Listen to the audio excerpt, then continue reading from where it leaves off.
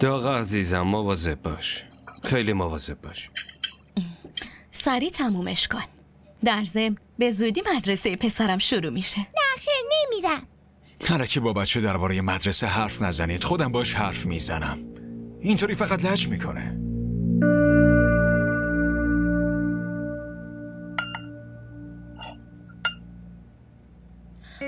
امروز نهار چی بفرستم؟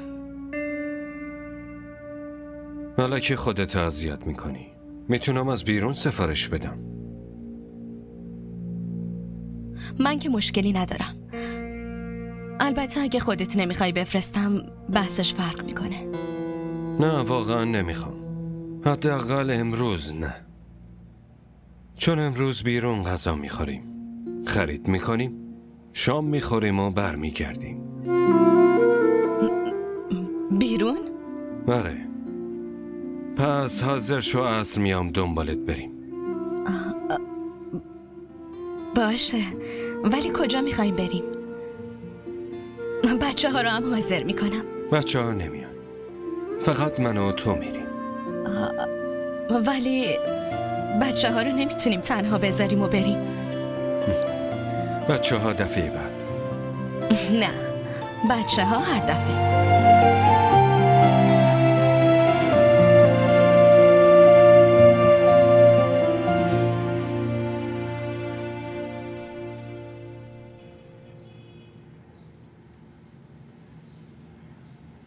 چی؟ موتور قیمتش 5 میلیونه؟ تازه اگه دست دوم بگیرم شاید 3 میلیون بشه. خب با این پول که ماشینم میشه خرید. دختر دیوونه، دارم از میلیون حرف میزنم، از میلیون، از 1000 حرف نمیزنم. میدونی؟ از بچگی به موتور علاقه داشتم. آها، پس چرا نخریدی؟ 2 بار خریدم، 2 بار. یه بار توی تصادف داغون شد، یه بارم خودش خراب شد رفت. خب من چی کار کنم؟ چی کار کنی؟ خب یه مقدار پولش تو بده، یه مقدارش هم من. منظور چیه؟ چه مقدار؟ دانمش تو بده، 2 تا هم من میذارم روش. پس ماشین میخریم تیمور؟ نه خیر، اول موتور میخریم، تو رو سوار میکنم و همه شهر رو بهت نشون میدم. میدونی از بچگی آرزو داشتم زن خوشگلم و سوار موتور کنم و همه شهر رو نشونش بدم. درسته. ای والله این شد حرف حساب. میرم موتور رو ببینم. ببین چی میگم، سر راهت هم پیتزا بیار، حوصله آشپزی ندارم. هرچی بانو دستور بده. فعلا.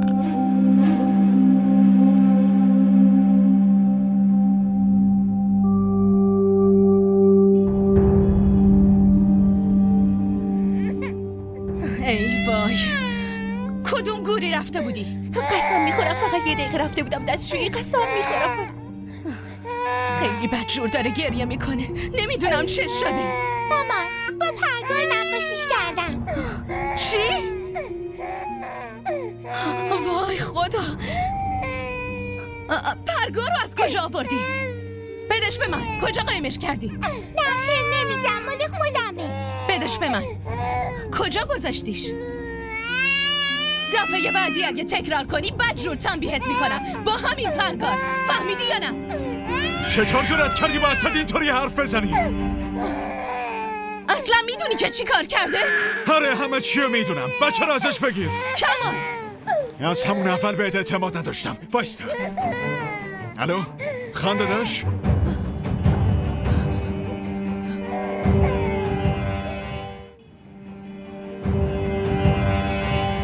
من داداشمو خیلی دوست دارم، میخوام چهره واقعی تو بشناسه. این حرفو نزن کمال، داری زیاده روی میکنی. هر کاری میکنم تو برعکس برداشت میکنی. خب تو هم برو شغلی بکن.